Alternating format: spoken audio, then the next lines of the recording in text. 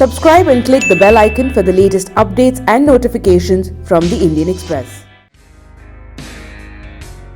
Vivo till date has focused a lot on its offline markets, however, it plans to change this now. To do this, the company has launched a new mid-range smartphone, the Vivo Z1 Pro, which starts at Rs 14,990. However, this will be a big challenge for the company considering that the mid-budget smartphone market is extremely crowded and competitive in India. Today we will find out if the Vivo Z1 Pro with its hole punch display design and triple camera setup is a good buy or not.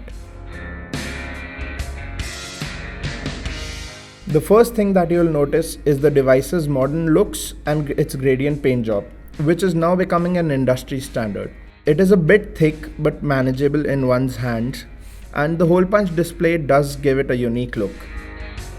The display is one of the major positives of this smartphone, which is quite bright and vivid.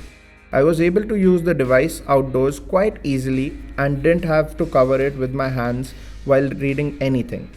When it comes to performance, the Snapdragon 712 does not disappoint.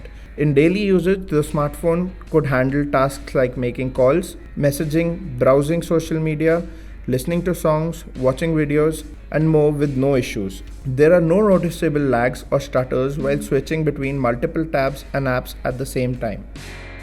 During heavy gameplay, the device was able to play all games I threw at it with ease in high graphic settings.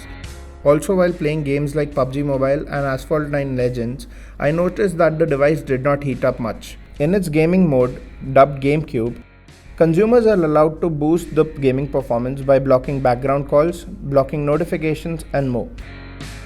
Vivo Z1 Pro has a decent rear camera which can click good photos in good lighting conditions. The shots clicked with it come out vivid and detailed.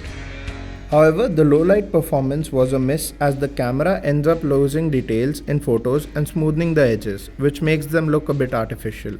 I did not like the device's front camera performance as the images were overexposed and lacked details.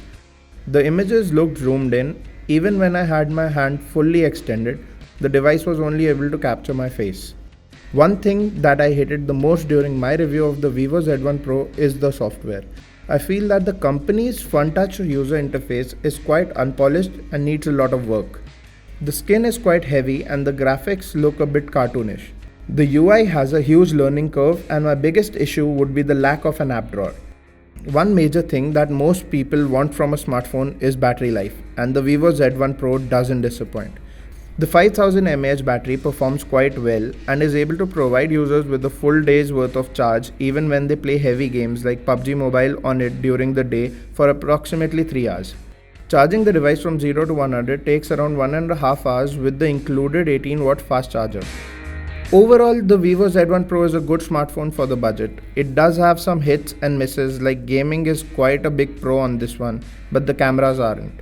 This is a good option for you to consider. However, before making a final decision, do consider the Redmi Note 7 Pro and the Realme 3 Pro, which are both in the same price bracket.